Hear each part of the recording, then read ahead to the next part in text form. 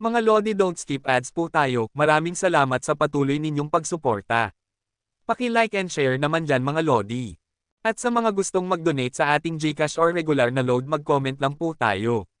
Para patuloy tayong makapag-upload ng mga bagong kabanata. Marami pong salamat. Subaybayan natin ang kwento ng isang kabataang nangarap para sa kanyang mga mahal sa buhay. Mula sa pinakamahina tungo sa pinakamalakas. Alamin natin ang kwento ng kanyang buhay. Kabanata 1781, Kabanata 1790. Kabanata 1781.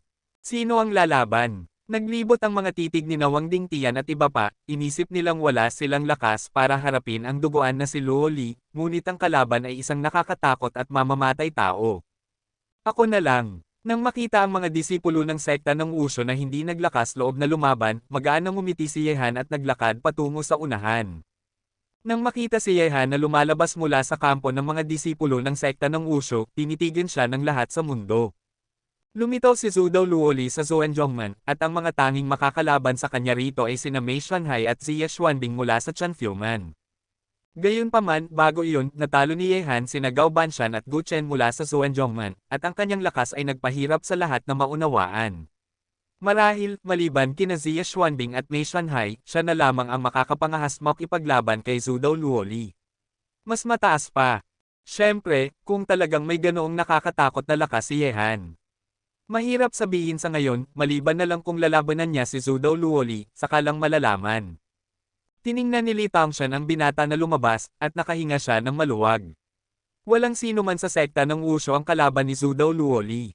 Kung hindi lalaban si Yehan, ang ibang mga disipulo ng sekta ng Wushu ay mabibigo kung haharapin nila si Zhu Luoli, o kahit na, maaaring mamatay sa mga kamay ni Zhu Luoli. Pagkatapos ng lahat, kusang sumuko ang Zhuangman at nagbayad ng ganoong presyo. Ang layunin nila ay hayaang harapin ni Zhu Luoli ang mga disipulo ng sekta ng Wushu, at si Zhu Luoli ay gumawa ng hakbang, mabuhay. Buti na lang at nakita siya ni Junior Brother Huang Qi, kung hindi, ang ating sekta ng Wushu ay magderones ng isang kakila-kilabot na pagkatalo. Huminga ng malalim si Zhuang Faiyok at ang ibang mga disipulo ng sekta ng Wushu ay tumingin kay Yehan na lumabas, na may mga ekspresyon sa kanilang mga mukha. Nahiya rin siya, tulad ng pagwawalang bahala at panunuya sa kalaban tulad ng dati, ngunit sa kritikal na sandali, kailangan pa rin ng sekta ng Wushu ang kalaban upang suportahan ang sitwasyon. Natatakot akong hinihintay ng matandang lalaking iyon na si Gaizong na lumabas ang batang ito. Sumangkit ang mga mata ni Chu Xiaoyao at ngumiti, ngunit wala itong kinalaman sa kanya, at hindi niya kailangang mag-alala. Kung sino man ang mabubuhay o mamamatay ay wala siyang kinalaman. Para sa anumang relasyon, manunood na lang siya mula sa gilid. Hinihintay kita. Kahit na ikaw ay walang kapantay sa lakas ng pakikipaglaban at walang kapantay ng sinuman, gaano katagal ka magiging mapagmataas sa harap ng duguan na si Luo Li. Tiningnan ni Gaizong si Yehan na lumabas na may malamig na mukha, may isang malamig na ngiti sa sulok ng kanyang bibig. May tsansa ba itong manalo laban kay Zhu Luoli? Tinitingnan ng dalawang tao sa gitna ng plataporma, sabi ni Zhou Tian mula sa Chanfuman.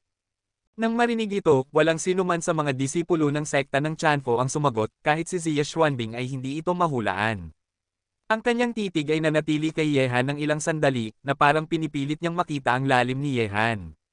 Ang mga taong may kapangyarihan at kapangyarihan ng ginto ay tiyak na lubhang kakilakilabot. Bukod dito, naglakas loob si Yehan na kusang tumayo na nagpapakita na hindi siya natatakot kay Zhu Luoli. Gayunpaman, sina Yehan at Zhu Luoli ay magkasama, ang kaharian sa pagitan ng dalawa ay masyadong hindi pantay, ang isa ay nasa huling yugto ng isang mataas na posisyon, at ang isa ay nasa gitnang yugto ng isang maliit na posisyon, ang pagkakaiba sa pagitan nila ay hindi mailalarawan sa mga salita. Sa makatuwid, kung si Yehan ay kalaban ni Zhu Luoli o hindi, walang sino man ang makakapagbigay ng tiyak na conclusion dito. Sa gitna ng plataporma, sina Yehan at Zhu Luoli ay magkaharap, pareho silang may mga ngiting namumukadkad sa kanilang mga mukha, ngunit ang isa ay may malamig na ngiti, habang ang isa ay may maliwanag na ngiti. Lahat sila ay nagsabi na ikaw ay napakalakas. Sa katunayan, ikaw ay isang napakalakas na Dark Horse. Ikaw ay lumitaw ng napakalakas na iyong napigilan ang lahat ng mga henyo ng Zhuangman. Sa ilalim ng mga ganoong titig, sinabi ni Zhu Luoli na tama iyon, ang umaapaw na aura sa kanyang katawan ay tila puno ng napakalaking dugo na nagpapanginig sa sinumang nakaramdam ng aurang ito. Ngumiti si Yehan at sinabi, sa isa't isa, lahat sila ay nagsasabi na ikaw ay isang makapangyarihang henyo mula sa rehiyon ng Tianshu, ikaw ay napakalakas, dahil walang sinumang naglakas loob na makipaglaban sa iyo, kung gayon maaari ko lang tumayo at gawing tanga ang aking sarili. Kung gayon maaari mong mawala ang iyong buhay dahil dito. Umirap si Zhu Dao Luoli, ang duguan na tibak sa kanyang kamay ay dahan-dahan ang nanginginig. Nakikita ko iyon, ngunit kailangan mong magkaroon ng lakas upang patayin ako. Ang ngiti sa mukha ni Yehan ay unti-unting naging malamig sa sandaling ito. Kailangan mong magbayad ng presyo para sa pagiging mapagmataas sa akin. Bigla, ang pinigilang hangarin na pumatay sa katawan ni Zhu Dao Luoli ay pinakawalan sa isang iglap. At ang duguan na tibak sa kamay ni Luoli ay hinugot din sa sandaling ito, at kumikislap ito sa kanyang kamay na parang duguan na liwanag. Ang iba ay hindi ka kayang patayin, papatayin kita. Ang nakakapasong tunog ay bumagsak sa ere, at ang duguan na tibak sa kamay ni Luoli ay biglang sumabog sa nakasisilaw na dugo. Bigla, sa kawalan sa harap ni Yehan, ang tibak ni Luoli ay gumagalaw patungo kay Yehan na may isang nakakagulat na masamang espiritu. Nang si Yehan ay papatayin siya, ang duguan na liwanag ng tibak ay umindayog sa kalangitan sa itaas ng kanyang ulo, tulad ng isang walang kapantay na tibak, sinusubukang hatiin ang buong mundo. Nang makita ang tagpong ito, ang malamig na liwanag sa mga mata ni Yehan ay mabilis na kumislap, at ang longevity sword ay hinugot mula sa kanyang baywang na parang pilak na liwanag, na may walang kapantay na bilis. Ang gintong kapangyarihan ay umapaw. Sa sandaling hinugot ni Yehan ang tibak, ang gintong kapangyarihan ay natipon na sa longevity sword, na nagiging ginto ang pilak na katawan ng tibak. Kaagad, isang gintong liwanag ng tibak ang sumugod, na nakaharap sa duguan na liwanag ng tibak na mukhang isang walang kapantay na tibak. Sa ilalim ng titig ng mga taong nasa paligid, ang duguan na liwanag ng tibak ay bumangga sa gintong liwanag ng tibak. Kabanata 1782. Sa isang iglap, isang nakakabinging tunog ng pagbangga ang umalingaw-ngaw sa pagitan ng langit at ng lupa.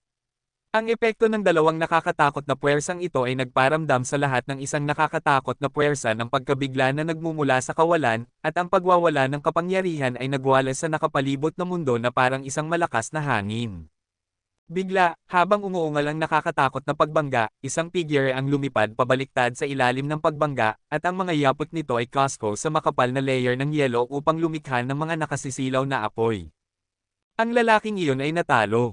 Nang makita ito ng lahat, agad silang namangha, dahil ang figure ni Yehan ay hindi makapigil sa layer ng yelo sa sandaling ito, ang makapangyarihang espada ni Luoli, kahit na inilabas ni Yehan ang kapangyarihan ng ginto, ay hindi niya kayang pigilan. At ito rin ang unang pagkakataon na natalo si Yehan mula nang magsimula ang labanan. Hindi niya kayang pigilan ang unang suntok mula sa espada ni Luoli. Mukhang sa harap ng espada ni Luoli, ang lakas ng lalaking ito ay hindi pa rin maihahambing kay Luoli. Marahil ang pagkatalo kay Guchen ay ang kanyang hangganan na, at si Luoli ay nasa huling yugto na ng Grandmaster, napakalaki ng pagitan ng dalawa. Ang mga disipulo ng Waxman ay nanigas din sa sandaling ito. Si Yehan ay nahulog sa isang kawalan ng bentaha sa unang labanan. Ang tagpong, mabilis na pagkatalo, ay nagparamdam sa kanila na sina Yehan at Zhu Dao Luoli ay hindi man lang nasa parehong antas. Sa itaas, kung hindi mapipigilan ni Yehan ang espada ni Luoli, mawawalan sila ng isa pang laban para sa Waxman. Oras na para sa kanyang kamatayan. Isang mabangis na mukha ang ipinakita ni Gao Banshan, ang kanyang braso ay napinsala ni Yehan. Talagang gusto niyang makita si Yehan na mamatay sa ilalim ng espada ni Luoli. Ang mga disipulo ng Zhuan Zhongman ay mayroon ding mga malamig na mukha. Si Yehan ay maituturing na pinakamalaking kaaway ng kanilang Zhuan Zhongman. Mukhang ang batang ito ay titigil sa mga kamay ng espada ni Luoli. Nakangising sabi ni Chu Xiaoyao. Sa gitna ng plataporma, ang figure ni Yehan ay umatras na parang kidlat. Ang kanyang mga paa ay kasko sa makapal na layer ng yelo upang makagawa ng mga nakasisilaw na kislap. Sa tulong ng kakilakilabot na alitan na ito, patuloy na umatras si Yehan. Umabot ito ng 100 metro bago huminto. Pagkatapos, itinaas ni Yehan ang kanyang ulo at tiningnan ang binata na may hawak na espada sa harap niya. Ang espada ng kalaban ay napakalakas na hindi ito kayang pigilan ni Yehan kahit na gamitin pa niya ang kapangyarihan ng ginto. Sa sandaling ito, ang mabilis na pagkatalo ni Yehan ay nagdulot na ng pagkagulat sa mundong ito. Siyempre, ang pagkagulat na ito ay sinamahan din ng kaunting pagkadismaya. Sa unang labanan, natalo si Yehan kay Zhu Luoli, kaya ang laban na ito, nangangahulugan ito na wala na siyang tsansang manalo. Ngayon, anong karapatan ang mayroon ka para maging mapagmataas? Malamig na umungol si Gaizong sa kanyang puso at tiningnan ang posisyon ni Yehan ng may seryosong mukha. Mukhang sa harap ng espada ni Luoli, ang lalaking ito ay hindi na makagagawa ng mga himala. Kung hindi niya kayang talunin ang mga master sa unang yugto ng junior rank at ang gitnang yugto ng great rank isa-isa, ang kanyang lakas ay hindi pangkaraniwan na. Kung ihahambing kay Zhu Luoli, bagaman ang kanyang kakayahang lumampas sa hamon ay laban sa langit, medyo mas mababa pa rin siya sa kalaban. Ang mga tao sa mundo ay nagbubulungan, ngunit ang kanilang mga mata ay nakatitig kay Yehan nang hindi kumukurap, at ang mga mata ng apat na masters ay nakatitig din kay Yehan. Lumalabas na ganyan ka lang kagaling. Isang malamig na ngiti ang lumabas sa bibig ni Zhu Luoli sa sandaling ito, at ang kanyang murderous intent ay nakakagulat sa kanyang mga mata na puno ng madugong masamang enerhiya, at sinabi niya, kung mayroon ka talagang kakayahang ito, natatakot akong mamamatay ka sa aking mga kamay. Nang marinig ito, bahagyang ngumiti si Yehan, at sinabi, isang kompetisyon lang ito, kung hindi ka mananalo, hindi ba pwedeng bigyan ang mga tao ng pagkakataong umamin ng pagkatalo? Sa akin ay buhay at kamatayan lang, at walang pagkakataong umamin ng pagkatalo. Kung hindi mo kaya, dapat kang mamatay. Malamig na umungol si Zhu Luoli, at ang nagwawalang dugo na masamang hininga ay nagtipon sa likuran niya, at ang espada sa kanyang kamay ay tila may nagwawalang dugo na umaagos palabas, ang kanyang espada ay dahan-daang itinaas muli, makikita na handa na siyang patayin si Yehan. Hehe, mukhang ang lalaking ito ay may mga panahon din na sakam sa buhay at natatakot sa kamatayan. Normal lang ito. Walang sino man ang hindi natatakot sa kamatayan, lalo na sa pagharap sa isang kalaban na mas malakas sa sarili. Gayunpaman, hindi bibigyan ni Blood Knife Luoli ng pagkakataong umamin ng pagkatalo. Natatakot akong mahihirapan siyang magpatuloy sa labanang ito. Gusto ni Yehan na umamin ng pagkatalo, ngunit syempre hindi ito papayagan ni Zhu Luoli. Sa madaling salita, ito ay isang labanan ng buhay at buhay at kamatayan lamang ang maaaring magpasya sa kinalabasan. Mukhang wala na akong magagawa. Ang ngiti sa mukha ni Yehan ay unti-unting naging malamig na parang yelo. Dahil determinado si Zhu Luoli na patayin siya, huwag na siyang sisihin sa pagiging malupit, bilang isang huling paraan, ayaw ni Yehan na magkaroon ng anumang sama ng loob sa mga henyo ng Tianshu Region, dahil ang susunod na pupuntahan niya ay ang Tianshu Region. Gayunpaman, gusto siyang patayin ng espada ni Luoli, kaya't kayang gantihan ni Yehan sa kanyang sariling paraan. Tapos na. Dahil ang daan sa harap mo ay isang patay na dulo, hahayaan kitang pumunta sa impyerno. Nang insulto si Zhu Luoli, at pagkatapos, sa paggalaw ng espada sa kanyang kamay, ang kakilakilabot na madugong aura mula sa nakapalibot na mundo ay nagmamadaling nagtipon patungo sa kanyang espada. Ang espadang ito ay mas kakilakilabot pa kaysa sa nauna, ang kulay dugong liwanag ng espada ay parang isang ulap ng dugo, at ang kawalan sa itaas ng kanyang ulo ay nagbago ng kulay. Mamatay! Muran, isang kakilakilabot na tunog ang sumuntok sa kawalan. Mahigpit na hinawakan ni Luoli ang kakilakilabot na espada. Ang liwanag ng espada ay namukadkad, ito ay 100 metro ang haba, at nahulog mula sa tuktok ng ulo ni Yehan. Makikita na ang kawalan ay pinupunit ng kakilakilabot na espadang ito na nag-iiwan ng isang kakilakilabot na bakas. Kabanata 1783. Higit pa rito, nang sumipa ang kutsilyo, ang enerhiyang dugo sa paligid ay tila nakakahinga sa sobrang lakas na mawawala ang isipan ng mga tao sa ilalim ng kutsilyo. Sa pananaw ng lahat, tila isang napakakatakot na estatwa ang lumitaw sa bahaging iyon ng langit at lupa. Diyos ng pagpatay. Nang makita ito, nanigas ang mga titig ng maraming tao sa mundo, napakalakas ng aura ng pagpatay ni Zhu Luoli. Ang nakakatakot na liwanag ng kutsilyo ay sumipa pababa, at ang malamig na mukha ni Yehan ay naglabas ng isang mabangis na liwanag. Sa sandaling ito, ang kapangyarihan ng ginto at ang kapangyarihan ng mahika sa kanyang katawan ay nagsama-sama at nag-isa. Sa isang iglap, nadama ng lahat sa mundo ang isang napakamabangis at makapangyarihang puwersa na umaagos mula sa katawan ni Yehan. Ang lakas ng puwersa. Agad na napunta ang mga mata ng lahat kay Yehan, at pinanood nila siya. Ang pagsasama ng dalawang kapangyarihan. Nakatutok ang mga mata ng apat na master, at ang mga pagbabago sa katawan ni Yehan ay hindi makataka sa kanilang mga mata. Sa isang iglap, sa sandaling nagsama ang dalawang puwersa sa kanyang katawan, nanginginig ang longevity sword sa kamay ni Yehan, at pagkatapos, isang nakakahimok na liwanag ng espada ang walang hangganang umabot mula sa longevity sword, na para bang ang espada ay sasaksak sa langit. Wasak! Bigla, nagbanggaan at nag-alitan ng mabangis ang kutsilyo at espada sa langit. Kulog! Sa sumunod na sandali, nang marinig ang pagbangga, ang mga alon ng pagkawasak ay sabay-sabay na nagwalat sa mundo sa lahat ng direksyon.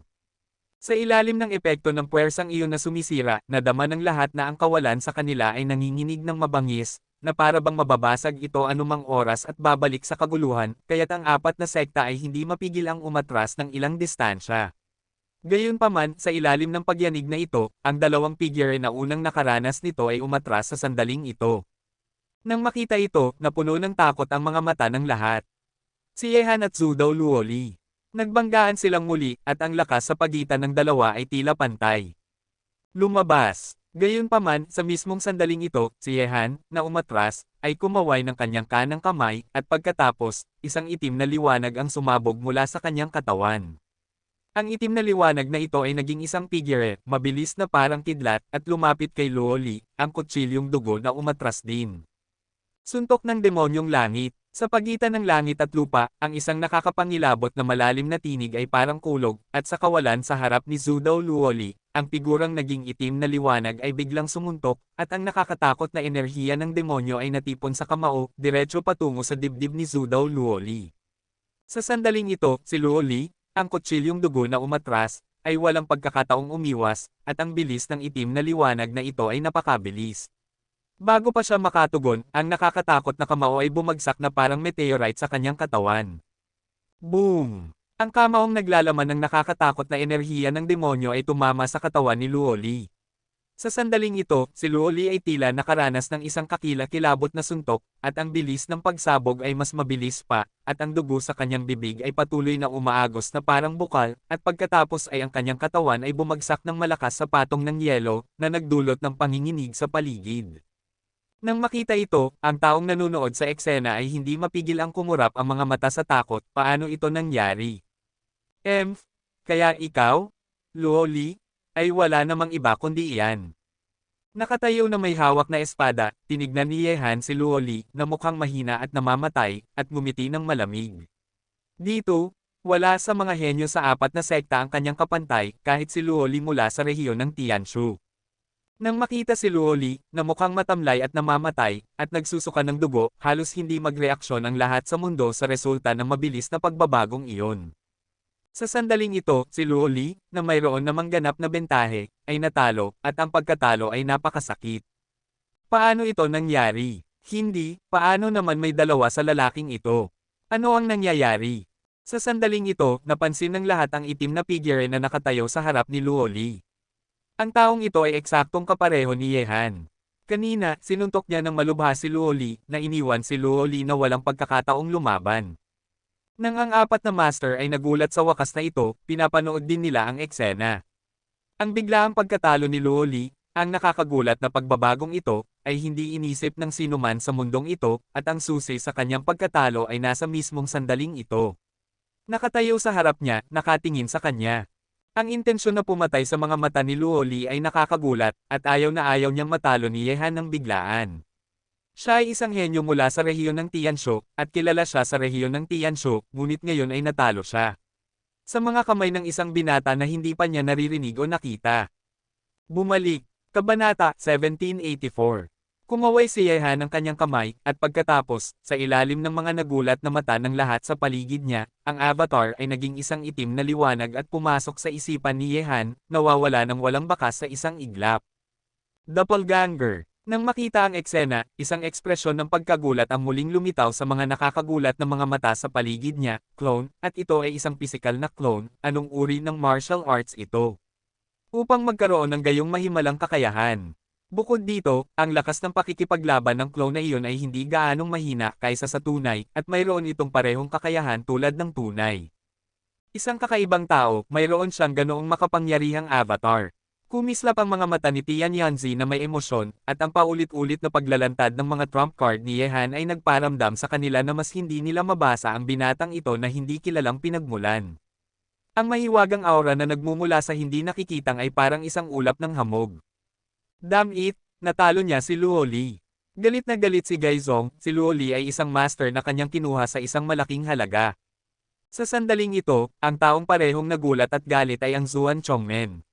Sinadya nilang matalo ang isang kompetisyon para lang kay Yehan, ngunit sa huli sa halip na magtagumpay, natalo sila sa isang kompetisyon na nagparamdam sa kanila ng isang pakiramdam na parang cocktails, puno ng mga lasa sa kanilang puso. Luoli, may kakayahan ka pa bang patayin ako ngayon? Sa sandaling ito, tinignan ni Yehan si Luoli na may panunuya sa kanyang mukha. Nang makita niya ang mga panunuya ni Yehan, ang intensyon na pumatay ni Luoli ay naging mas malakas, ngunit sa sandaling ito, wala na siyang gaanong kakayahang makipaglaban muli, kahit na gusto niyang patayin si Yehan, hindi niya ito magagawa. Ang pagkatalo sa mga kamay ng isang hindi kilalang tao ay isang hindi maalis na kahihiyan para kay Luoli, isang henyo mula sa rehiyon ng Tianshu.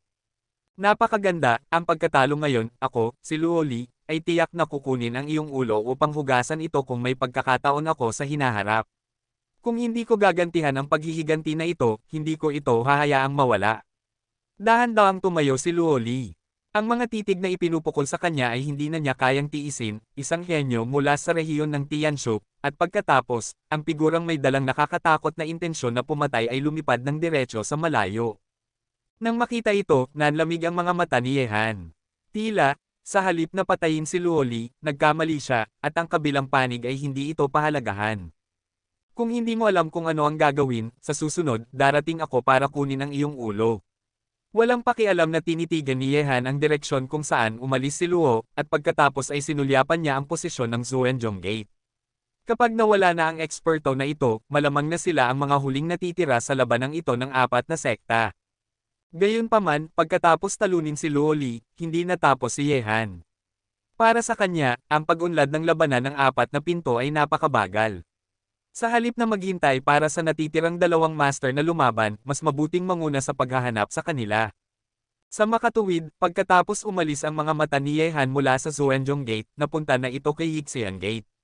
Hindi, upang maging tumpak, nakatuon na si Yehan kay Mei Shanhai, isang walang pakialam na mandirigma. Nang makita ang eksena, biglang lumiit ang mga kalmadong mata ng lahat. Ang lalaking ito ay haharapin ang master na si Mei Shanhai isa-isa. Ang mga titig na nanonood dito ay muling nag-aabang. Sinurpresa ni Yehan si Luoli kanina. Kung hamani nila si Mei Shanhai ngayon, gusto nilang malaman ang wakas. Ano ang mangyayari?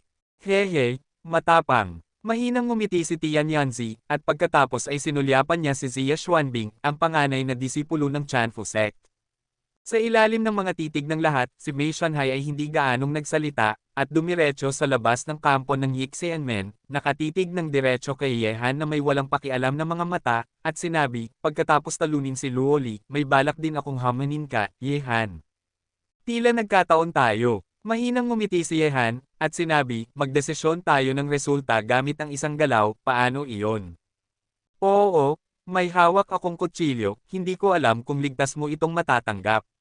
Pagkatapos mahulog ang mga salita, isang makapangyarihang intensyon ng espada ang sumabog mula sa katawan ni Mei Shanhai sa isang iglap, at ang paglabas ng intensyon ng espada na iyon ay nagparamdam sa buong katawan ni Mei Shanhai na parang naging isang walang kapantay na espada, matalas at matalim.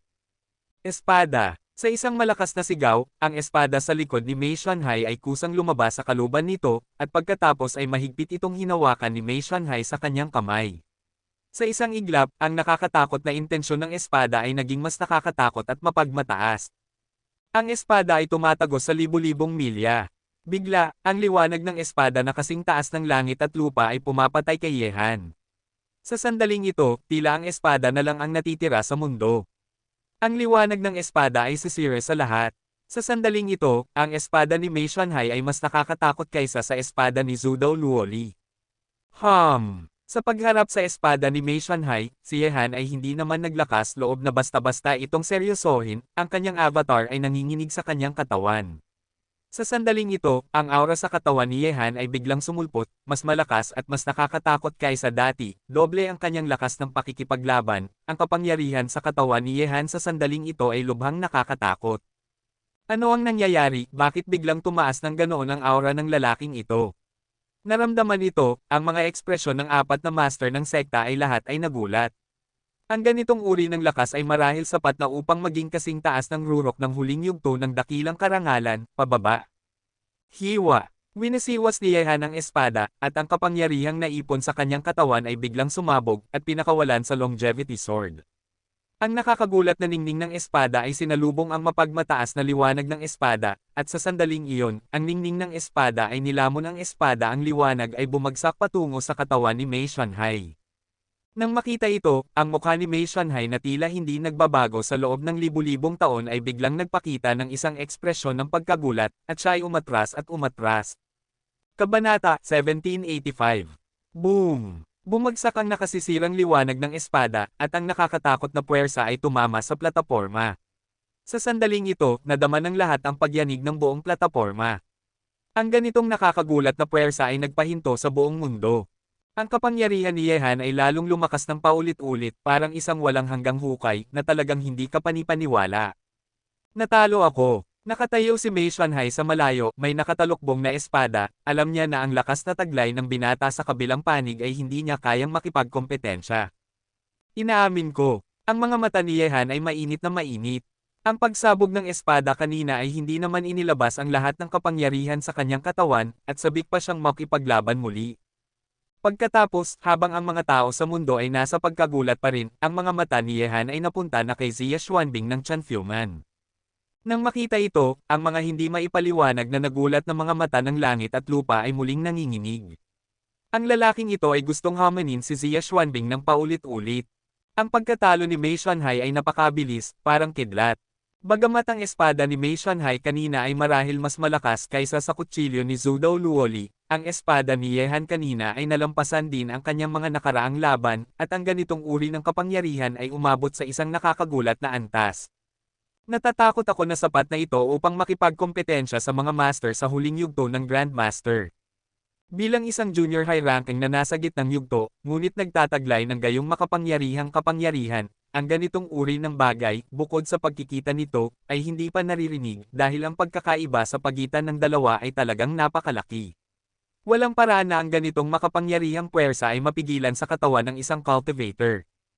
Kahit na mayroong elixir na agad na nagpapataas ng lakas ng pakikipaglaban, hindi nito magagawa ito. Gayunpaman, sa katawan ni Yehan ngayon, ang imposibilidad na ito ay paulit-ulit na naging katotohanan. Gamit ang kapangyarihang kontrolado niya sa kasalukuyan, bukod sa pagkatalo kay Mei Shanhai, kahit na ang pagpatay kay Mei Shanhai ay hindi mahirap. Sa pagitan ng langit at lupa, nakatitig si Yehan kay Yehan na may mga matang sobrang gulat na hindi niya mailarawan. Sa sandaling ito, ang aura ni Yehan ay napakalakas pa rin, nalampasan ang anumang henyo sa mundong ito. Pinapanood si Yehan na nakatitig sa posisyon ni Xia Xuanbing sa Chanfuman, ang kapayapaan sa pagitan ng langit at lupa ay sa wakas ay nasira. Anong uri ng halimaw ang lalaking ito? Ang lakas ng pakikipaglaban na sumasabog ay lalong lumalakas sa bawat pagkakataon. Batay sa kanyang antas, ito ay talagang imposible. Totoo iyon. Ayon sa pangkaraniwang kaalaman, ang gayong baluktot na lakas ng pakikipaglaban ay ganap na hindi kayang abutin ng isang cultivator sa gitnang panahon ng isang maliit na rango. Batay sa kanyang kasalukuyang lakas, sina Gu Chen, Gao Banshan at iba pa ay ganap na hindi karapat-dapat na lumaban sa kanya. Kahit si Mei Shanhai ay hindi naglakas loob na pumunta sa kanya upang pilitin ang isang galaw. Natatakot ako na ang kutsilyong dugo ni Luoli kanina ay hindi rin isa sa kanya. Rekrut ang kaaway. Gayunpaman, ang lalaking ito ay nakatuon na kay Xia Xuanbing. Tila gusto niyang talunin ang nangungunang henyo sa apat na sekta. Maraming talakayan sa mundo. Sa sandaling ito, ang binata na may malakas na aura sa paligid niya ay parang isang Diyos ng digmaan na hindi kailanman mabibigo. Ang kanyang espiritu ng pakikipaglaban ay napakalakas na pagkatapos talunin si Mei Shanhai, matatalo din niya si Xia Xuanbing at magiging leader sa isang iglap. Ang pinakakapansin-pansin na henyo sa mundong ito. Mukhang tinulungan ako ng Diyos sa Wushu Sect, ang batang ito ay higit pa sa isang kayamanan. Bumantong hininga si Li Tangshan sa kanyang puso. Kung tinanggihan niya si Yehan noong araw na iyon, sa pagharap sa tatlong iba pang sekta, ang Wushu Sect ay hindi magiging ganoon ang kalagayan ngayon. Hindi lamang siya nanalo sa pastahan na ito, ngunit nakakuha din siya ng malaking pakinabang. Ang mga disipulo ng Wushu Sect ay mayroon ding mga ganitong pag-iisip sa kanilang mga puso, at si Wang Dingtian ay nagpapasalamat din na hindi interesado si Yehan na makipaglaban sa kanya noong araw na iyon, kung hindi, siya, ang panganay na disipulo ng Wushu Sect, ay nakaranas ng isang kakila-kilabot na pagkatalo. Ang mga disipulo ay nawala ng mukha sa harap nila.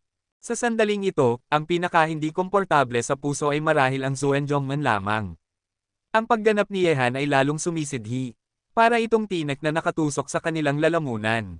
Bukod dito, natalo ni Yehan ang kutsilyong dugo ni Luoli at pinilit ang kabilang panig na umalis. Pagkatapos makarating dito, maaaring mahirap para sa kanya na tumayo sa Zuenjongman. Ang direksyon ng Chanfuman, si Tian Yanzi ay hindi nagulat na gusto ni Yehan na hamanin si Xia Xuanbing, ngunit ang makapangyarihang lakas ni Yehan ay nagulat kahit ang isang malakas na tao tulad niya.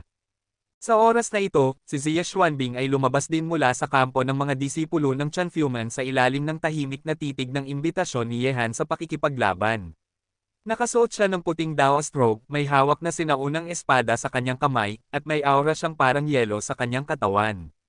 Pagkatapos itong ilabas, ang mukha niya ay walang ngiti, na parang ipinanganak siyang hindi alam kung ano ang ngiti. Malakas ka! Tinignan ni Xia Xuanbing si Yehan, at nagsabi ng tatlong salita ng walang pakialam. Hindi siya masyadong nagsalita, tulad ng kanyang mukha, na sobrang lamig na nagparamdam sa mga tao na hindi dapat pumasok ang mga estranghero. Ang katawan ni Yehan ay puno ng espiritu ng pakikipaglaban, at sinabi niya, hindi ka rin mahina, natutunan mo ang anting-anting ng Chanfu sect ngayon. Kabanata 1786. May dalawa akong pamamaraan, kung mapipigilan mo ang mga ito, hindi ako kasing galing mo. Tumingin si Xia Xuanbing kay Yehan at nagsabi, hindi pa ako naging isang mausisa, ngunit talagang ginawa mo akong mausisa. Natalo mo na ang mahigit 4 na henyo sa loob ng isang araw, at maging ang mga henyo mula sa rehiyon ng Tianshu ay hindi kasing galing mo, sabihin mo sa akin ang iyong pangalan. Ang pangalan ko ay Yehan. Ang espada sa kamay ni Yehan ay dahan-daang itinutok sa langit, at ang makapangyarihang puwersa na umaagos sa kanyang katawan ay nagpalakas na ng kanyang lakas ng loob. Tumango si Xia Xuanbing, at bigla, ang kanyang espada ay hinugot na parang kidlat, ang kanyang Daoist robe ay lumilipad, 3,000 buhok ay lumilipad, matalas na parang espada, at ang sinaunang espada sa kanyang kamay ay parang isang mahiwagang panulat sa kawalan, umuugoy ng paulit-ulit, at pagkatapos, isang serye ng mga komplikadong linya ay nag-criss-cross sa kawalan. Ang mga guhit ng rune na ito ay baluktot, parang mga salita ngunit hindi salita, parang mga larawan ngunit hindi larawan. Sa isang iglap, ang rune na iyon ay nagiging walang hangganang mas malaki sa kawalan. 4 na direksyon sa isa, Heaven Suppressing Talisman, patayin. Sa isang iglap ng ang rune ay lumaki ng walang hanggan, isang napakamalamig na tinig ang lumabas sa bibig ni Xia Xuanbing, at pagkatapos, ang nakakatakot na rune ay binalot ang ulo ni Yehan na parang isang malaking payong na tumatakip sa mundo sa langit, ang mga alon ng walang hangganang nakakatakot na kapangyarihan ay pinakawalan mula rito. Ang puwersang iyon na pumipigil ay tila dudurog sa katawan ni Yehan sa mundong ito. Naramdaman ang kakilakilabot ng rune na ito, ang mga handang makipaglaban na mata ni Yehan ay puno ng pagkapuot, at ang kapangyarihang kumukulo sa kanyang katawan ay sumabog.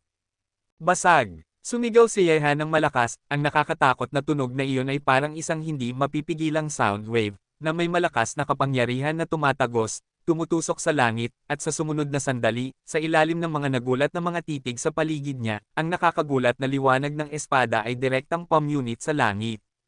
Ang nakakatakot na sky-suppressing talisman, ang rune ay napunit, at ang walang hangganang puwersang pumipigil ay nawala ng walang bakas sa isang iglap. Nang makita ang eksena, nanlamig ang mga mata ni Xia Xuanbing, ang espada sa kanyang kamay ay mabilis na lumipad, at isa pang makapangyarihang rune ang isinilang. Ang langit at lupa ay walang hanggan, sinisira ang banal na talisman. Ang rune na ito ay mas nakakatakot pa kaysa sa Heaven Suppressing Talisman kanina. Isang nakakagulat na kapangyarihan na pumapatay ang tumatagos mula sa rune na iyon, kumakalat sa bawat sulok ng langit. Bigla, sa kumikinang na rune, sumulpot ang kanyang kapangyarihan na pumapatay ay tila umabot na sa limitasyon, at ang buong rune ay sesubog na.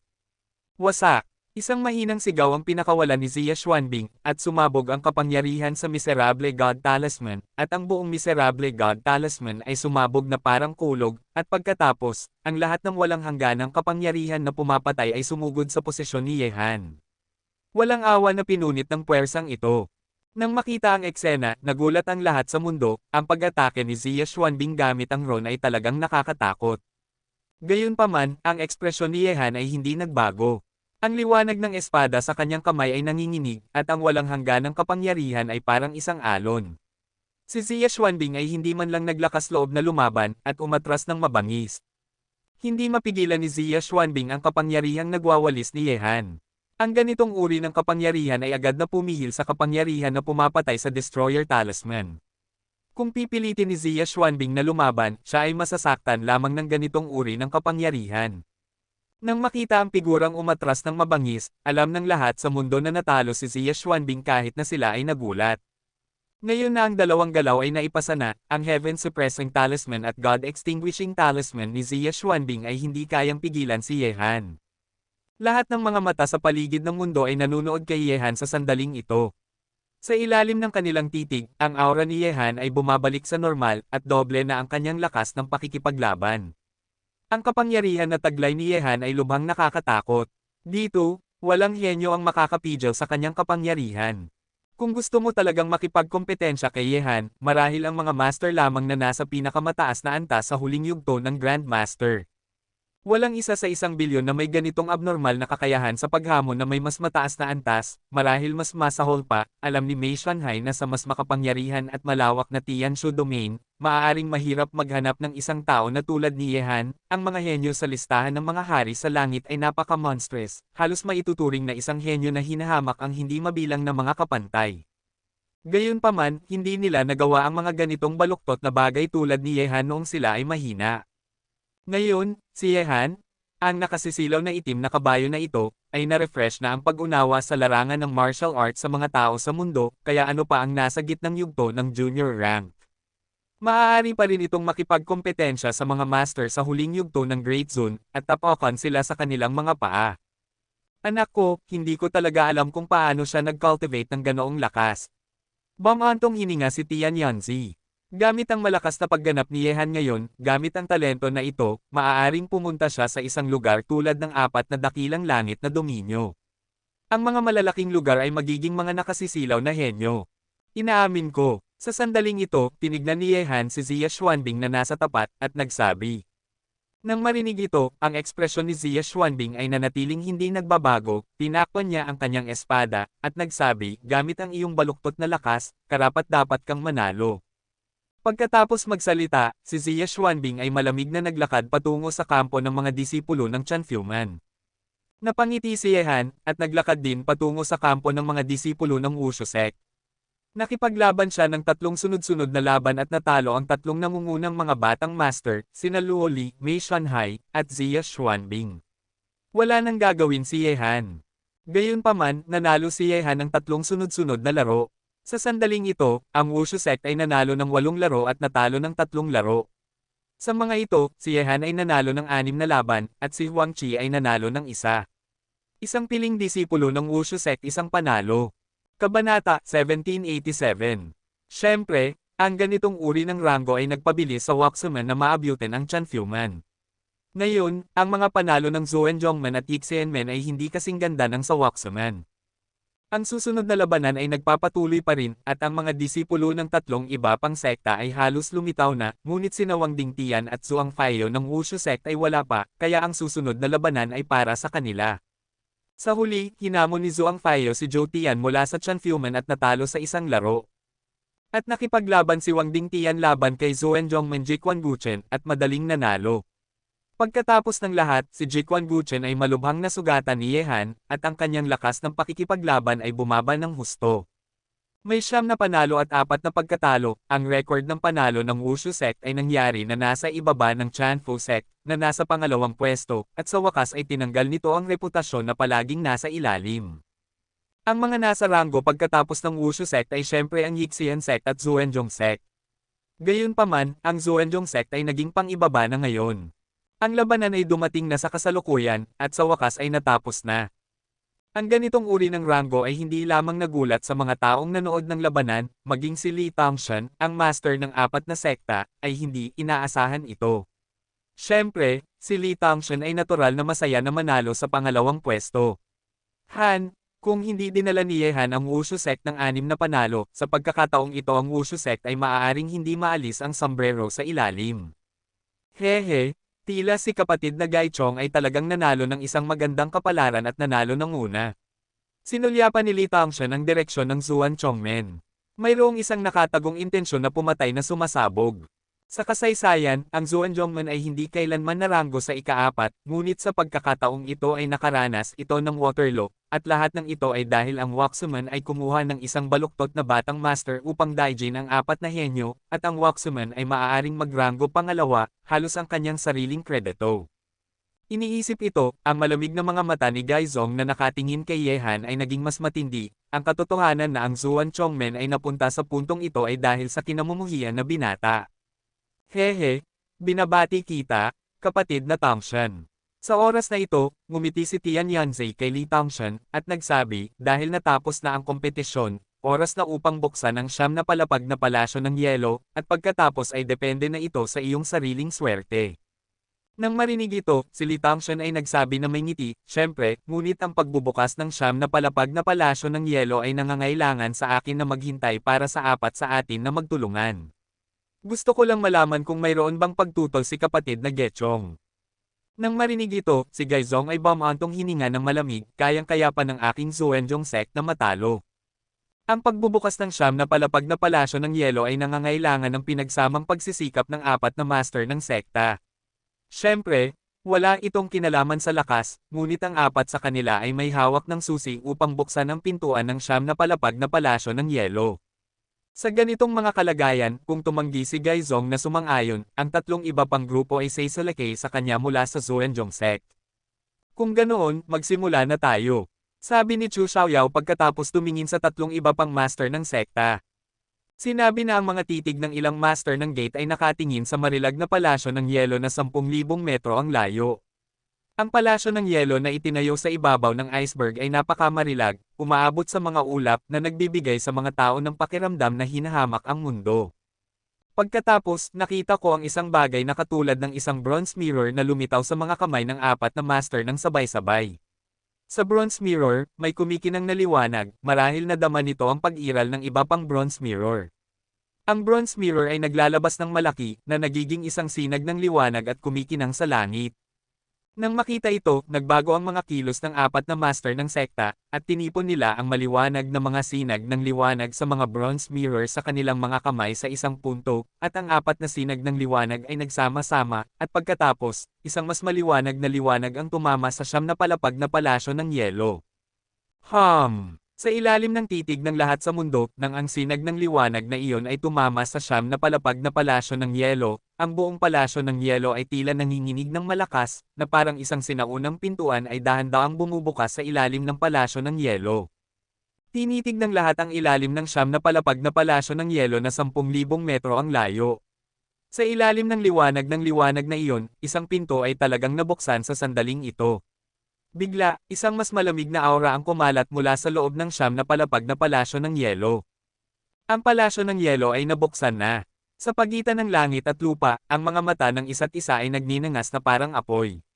Maraming mga oportunidad at kayamanan sa 9 na palapag na palasyo ng yelo. Ang 4 na gate ay umaasa sa 9 na palapag na palasyo ng yelo upang maging makapangyarihan ngayon. Tinignan ni Yehan ang nabuksang pinto. Sa sandaling ito, naramdaman niya na ang mahinang tawag ay naging mas malakas. Halos sigurado si Yehan na ang tawag ay nagmula sa pinakamataas na palapag ng palasyo ng yelo. Lumang alituntunin, naiintindihan ng lahat, ngayon na nabuksan na ang palasyo ng yelo, pumasok na tayong lahat. Pagkatapos mabuksan ang gate ng 9 na palapag na palasyo ng yelo, tinignan ni Chu Xiaoyao ang mga disipulo ng 4 na sekta.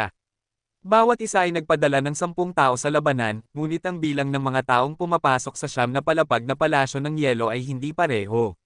Sa mga tuntunin ng ranggo, ang 10 disipulo ng Chanfu sect ay kailangang pumunta sa labanan. Isang tao ang ibawas, at ang Wushu sect ay nasa pangalawang pwesto, 2 tao ang kailangang ibawas. Tungkol naman sa Zuenjongmen, na nasa ika-4 na pwesto, natural na 4 na disipulo ang kailangang ibawas mula sa 10 kalahok.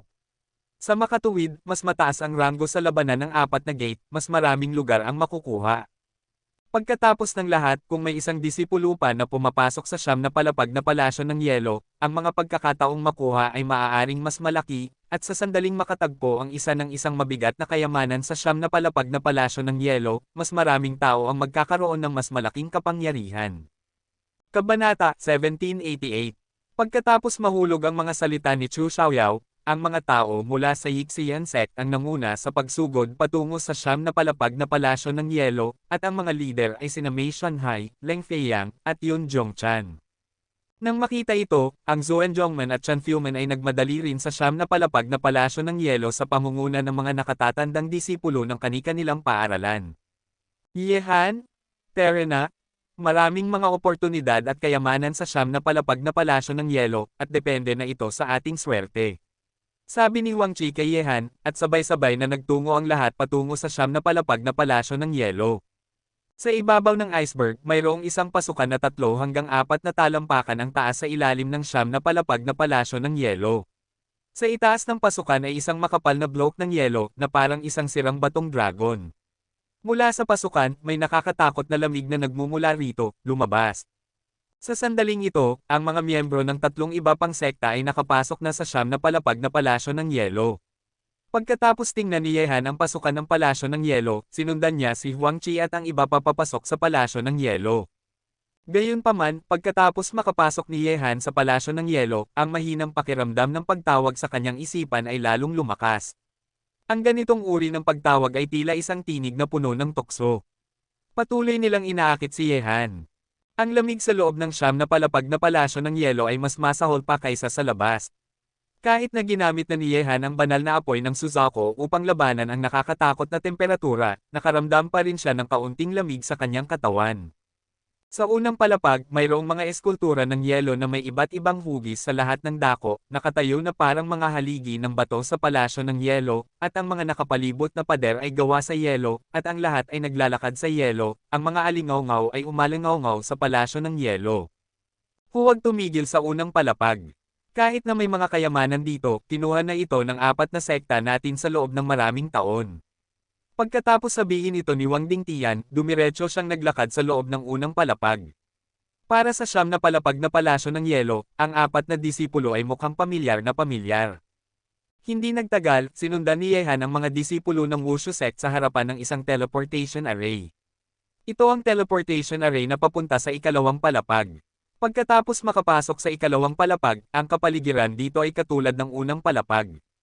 Ang 3 disipulo na pumasok sa palasyo ng yelo sa simula ay nawala na. Agad, nagsimulang pumasok ang lahat sa ikatlong palapag, ika-4 na palapag.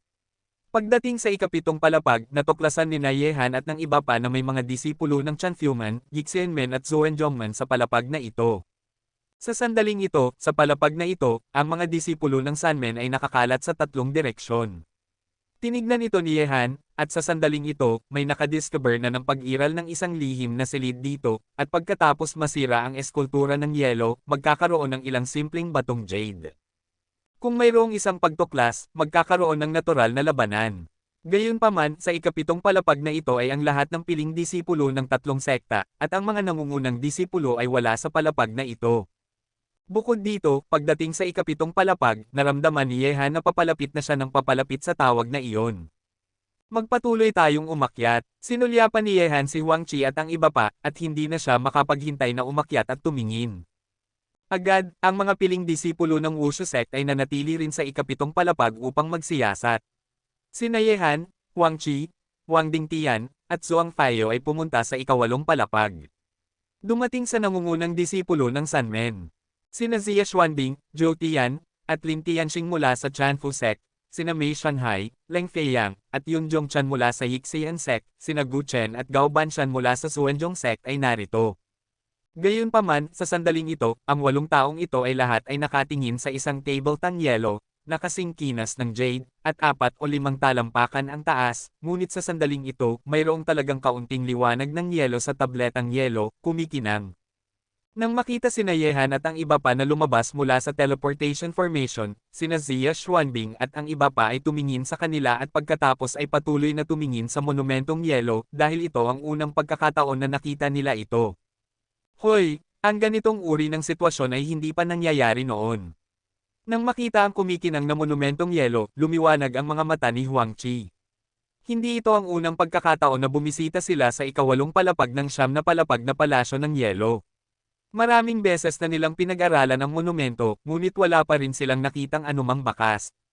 Zia Xuanbing, ano ang sitwasyon? Tumingin si Wang Dingtian kay Zia Xuanbing at nagtanong. Hindi ko alam, ganyan na ito nang makarating kami dito. Sumagot si Zia Xuanbing at patuloy na tumingin sa tabletang yelo. Gayunpaman, nang tumingin si Yehan sa monumentong yelo, alam na niya kung saan talaga nanggaling ang tawag. Ito ay ang monumentong yelo sa kanyang harapan. Sa ikawalong palapag, maliban sa monumentong yelo na ito, sa labas, wala, kahit ang teleportation array na pumapasok sa ikasyam na palapag, mukhang napakatahimik. Sa lahat ng panahon, alam ng mga tao mula sa apat na sekta na ang susi sa pagpasok sa ikasyam na palapag ay maaaring nasa monumentong yelo na ito, gumawa ng anumang conclusion. Sa oras na ito, nang lumapit si Yehan sa tabletang yelo sa ilalim ng malakas na tawag na iyon, mayroong isang biglaang malakas na kaguluhan sa kanyang dagat ng kamalayan, na nagparamdam kay Yehan na medyo hindi matatag ang kanyang paghinga. Tumayo siya, na parang sa sandaling ito, isang puwersa ay nasa labas ng kontrol ni Yehan. Mundo ng Xuanman. Nanigas ang mga mata ni Yehan, dahil sa sandaling ito, ang pagpipinta sa dagat ng kaalaman ni Yehan ay halos makatakas sa kanyang kontrol, na nagdulot ng buong daong mundo na magkagulo ng mabangis. Ang pagpipintang ito ay nakuha ni Yehan sa ikasampung palapag ng Jansen Pagoda, at ito ay isang kayamanan na naiwan ng Immortal Ice Empress. Sa sandaling ito, nalaman na ni Yehan kung bakit niya naramdaman ang tawag na iyon. Marahil ang pagpipinta ay may ilang uri ng malapit na koneksyon sa siyam na palapag na palasyo ng yelo na hindi alam ng mga tao. Kabanata 1789. Pagkatapos isipin ito, tumigil si Yehan sa pagpipigil at hinayaan ang pagpipinta na makatakas sa kanyang dagat ng kamalayan. Agad, may samilaw na liwanag sa pagitan ng mga kilay ni Yehan, at pagkatapos, ang pagpipinta ay lumutang sa harap ni Yehan, lumulutang patungo sa monumentong yelo. Nang makita ito, nagulat ang mga disipulo ng apat na sekta na nakatingin sa monumentong yelo. Ang pagpipintang iyon ang Undead Ice Queen. Nang makita ang walang kapantay na kagandahan sa pagpipinta, biglang sumigaw si Zhou Tian. Ang apat na sekta ay naging makapangyarihan dahil sa siyam na palapag na palasyo ng yelong ito, kaya't pamilyar na pamilyar sila sa mukha ng Immortal Ice Queen. Nang marinig ang pagsigaw ni Zhou Tian, nagulat ang lahat. Gayunpaman, sa ilalim ng mga nagulat na titig ng lahat, ang walang kapantay na kagandahan sa pagpipinta ay unti-unting lumalabas sa pagpipinta ng hakbang-hakbang. Sa screen, ang walang kapantay na babae ay lumabas sa pagpipinta sa ilalim ng titig ng lahat sa paligid niya. Ang eksena ay napakakaiba, at ang mga tao sa paligid ay lahat ay nagulat. Siyempre, si Yehan ang pinaka-nagulat dito. Hindi niya inisip na ang babae sa tuktok ay maaaring lumabas ng buhay at tumayo sa harap niya.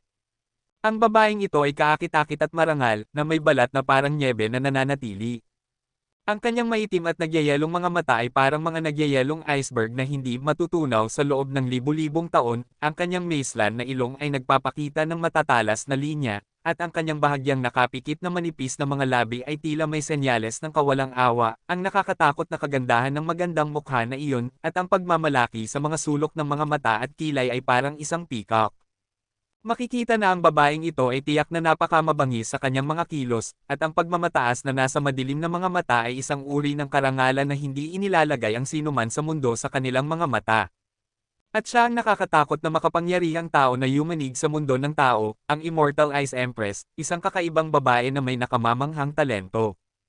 Habang lumalabas siya sa pagpipinta, ang mga tao sa paligid ay hindi mapigil ang umatras habang nagulat. Iyon ang Undying Ice Queen, kahit na ang kabilang panig ay hindi ang tunay na Undying Ice Queen, ngunit ang aura ng makapangyarihang taong iyon ay nagparamdam sa lahat ng manginig. Hindi kayang tiisin.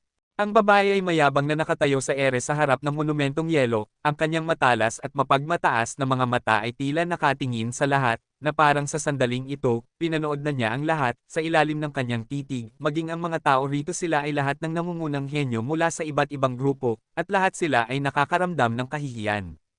Para bang sila, sa harap ng kakaibang babaeng ito, ay wala man lang karapatang tumingin sa kanya. Gayunpaman, sa ilalim ng titig ng Immortal Ice Queen, habang ang lahat sa paligid niya ay nagulat, naglakad na siya patungo sa monumentong yelo. Hindi ito ang Immortal Ice Queen, ito ay isang iniwang pag-iisip lamang niya. Kalmadong sabi ni Zia Xuanbing. Ang puntong ito, halos nahulaan na ng lahat, ang Immortal Ice Empress ay isang makapangyarihang tao ng lahi ng tao, na may marangal na katayuan. Paano siya susuko sa isang pagpipinta? Sa oras na ito, inilipat ni Yehan ang kanyang kamay, at ang pagpipinta ay lumubog na muli sa kanyang isipan. Nang makita ito, tinignan ng lahat sa paligid si Yehan. Paano magkakaroon si Yehan ng ganoong pagpipinta? Tila ang kanyang pagpipinta ay may malaking kinalaman sa ikawalong palapag ng siyam na palapag na palasyo ng yelo. Pinag-aaralan na natin ang monumentong yelo at nauunawaan kung paano pumasok sa ikasyam na palapag. Ngayon ay tila ang susi sa pagpasok sa ikasyam na palapag ay nasa iniwang ideya ng Undead Ice. Biglang sabi ni Zia Xuanbing. Nang marinig ito, tinignan muli ng lahat ang Immortal Ice Empress. Ano nga ba ang monumentong yelo sa ikawalong palapag? Gayunpaman, sa ilalim ng titig ng lahat, ang Immortal Ice Empress ay biglang naging isang sinag ng liwanag at pumasok sa monumentong yelo. Sa kanyang pagkawala, bigla, ang puting liwanag sa monumentong yelo ay sumabog sa apoy, ang mga pagsabog ng liwanag ang malakas na liwanag ay nagpahirap sa lahat na imulat ang kanilang mga mata. Bigla, nanginginig ang monumentong yelo na nagbibigay sa mga tao ng pakiramdam na parang nanginginig ang lupa at nanginginig ang mga bundok. Ang puwersang ito ay nagdulot ng pagyanig sa buong siyam na palapag na palasyo ng yelo. Sa sandaling ito, sa labas ng mundo, ang apat na master ng sekta at ang lahat sa mundo ay nanunood sa siyam na palapag na palasyo ng yelo. Sa sandaling ito, ang siyam na palapag na palasyo ng yelo ay nanginginig ng napakamalakas, na parang babagsak ito mula sa tuktok ng iceberg na nagbibigay sa mga tao ng pakiramdam ng nanginginig na pakiramdam. May nangyayari. Nang makita ito, lumiit ang mga mata ng apat na master ng sekta, at ang sitwasyong ito ay nangyari sa siyam na palapag na palasyo ng yelo, na nagparamdam sa kanila na agad na isipin ang ikasyam na palapag. Gayunpaman, ang pagyanig na ito ay hindi nagtagal, at ang lahat ay bumalik sa katahimikan. Sa ikawalong palapag, nang mawala ang nakasisilaw na liwanag at ang palasyo ng yelo ay nanatiling hindi natitinag, ang lahat sa harap ng monumentong yelo ay agad na tumingin sa unahan. Sa isang iglap, sa pagkagulat at kagalakan ng lahat, nawala ang monumentong yelo. Hindi, upang maging tumpak, ang monumentong yelo ay naging isang pasukan na 3 o 4 na talampakan ang taas, na isang pasukan ng teleportation. Kabanata 1790. Tulad ng inaasahan, ang susi sa pagpasok sa ikasyam na palapag ay nasa monumentong yelong ito, ngunit kailangan pa rin ang pagpipinta ni Yehan. Malamig ang tinig ni Zia Xuanbing, at pagkatapos lumitaw ang pasukan ng teleportation, siya ang unang pumasok dito. Nang makita ito, ang ibang mga tao ay nagmadali rin patungo sa pasukan ng teleportation, kasama si Yehan. Pagkaraan ng ilang sandali, lumitaw ang lahat sa isang altar ng teleportation, at ang lumitaw sa paningin ng lahat ay isa pang langit at lupa, ito ay isang maliit na mundo. Pagtingin sa paligid, mayroong hindi mabilang na mga iceberg na natatakpan ng isang layer ng pilak. Maging ang mga halaman sa lupa ay tila nagyayelo na may hamog na nagyelo. Bukod dito, ang malamig na hangin dito ay nanunuot, at ang malamig na hangin na humahampas ay parang kutsilyo na nagdudulot ng sakit sa mga pisngi ng mga tao. Ang lamig ay marahil ilang beses na mas malakas kaysa sa labas ng mundo, at ang lahat ay hindi mapigil ang higpitin ang kanilang mga damit, napakaginaw ng lugar na ito. Naramdaman ng lahat na ang dugo sa kanilang mga katawan ay dahan-dahang umaagos dahil sa temperatura dito. Hindi ko inaasahan na papasok sa isang maliit na mundo pagkatapos makalampas sa ikawalong palapag. Sumigaw si Leng Feiyang mula sa Yixianmen. Hindi, ito ang ikasyam na palapag ng siyam na palapag na palasyo ng yelo. Sabi ni Zia Xuanbing, at pinangunahan sina Zhou Tian at Lin Tianxing patungo sa isang direksyon sa maliit na mundo, at ang Yixianmen at Zhou Enjongmen ay umalis din ng magkahiwalay.